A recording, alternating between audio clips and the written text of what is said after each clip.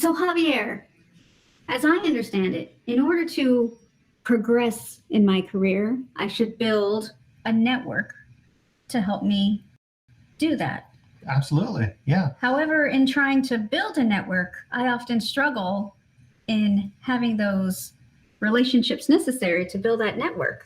Oh, it totally makes sense. If you're trying to establish good partnerships, discussions, or even broach the subject with people about having a network, because it's like that weird thing about going to network parties and exchanging business cards and all that stuff. Feels kind of weird, right? Right. Well, it's also kind of like the chicken came before the egg or vice versa. Like in order to get that career, I need a network. But in order to have a network, I need that career. So how do you manage that? Such a great question. We're going to get into these and a little bit more in this week's show, Level Up Your 9 to 5 on 95. Gov Geeks Assemble.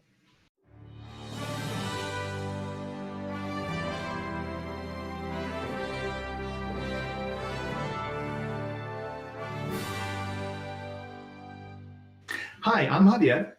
And I am Karen. And together we are the Gov Geeks. We get together every week on Thursdays at 6 o'clock to talk a little bit about professional development in the public sector.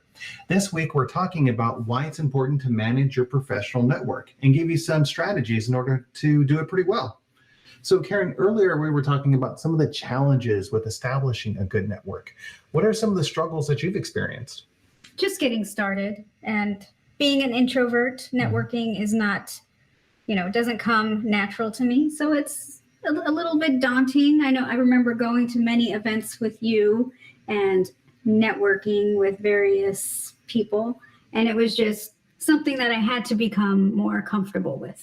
Right. And that's really one of the big ideas about networking. It's going to be a big crowded place. There's people mingling and doing small talk and, trying to drink while having a conversation, and then trying to seem really interested and trying to get them to be really interested in you, and then exchanging business cards. Where are you from? Exactly. What are you doing? How long have you been here? Where do you work?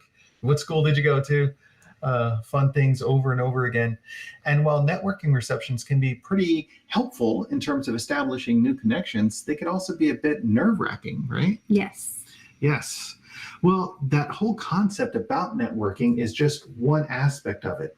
Really, networking is all about building collaborations and partnerships with like-minded people about things that we care about.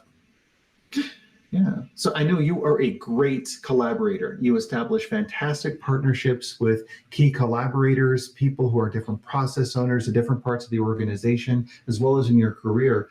What's been some of the greatest things that you've been able to accomplish as a result of having fantastic relationships with people?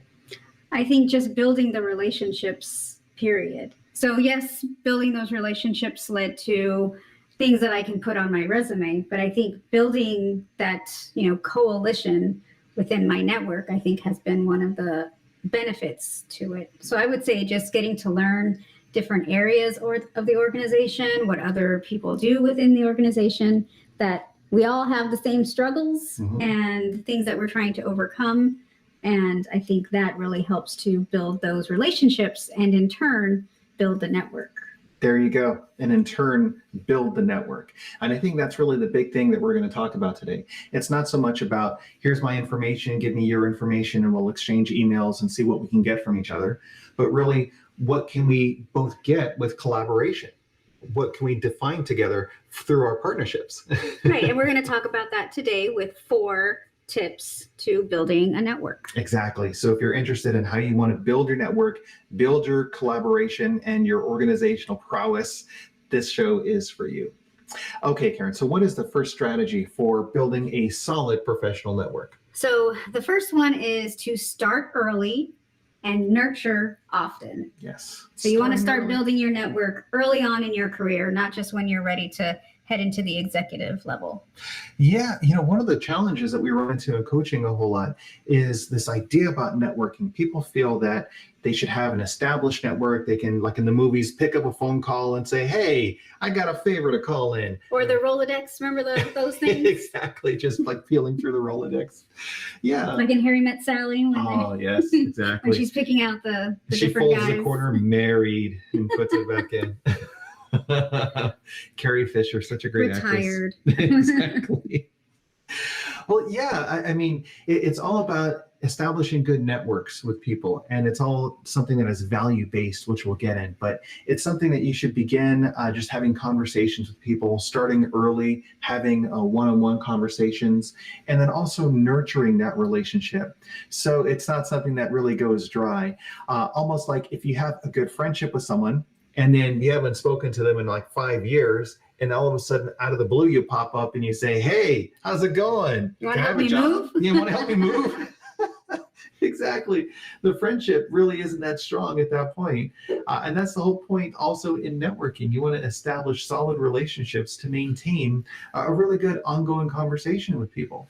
And I think one of the keys to that is really what the relationship is based on. So if you have areas in common, that you want to talk about that are related to your professional growth because they have similar interests as well, that is where the connection continues to lay. Right. Well, I also think it's kind of like what they say about a really good friendship is that you don't have to be talking every day and every minute, every hour in order to have that connection. That true friendship is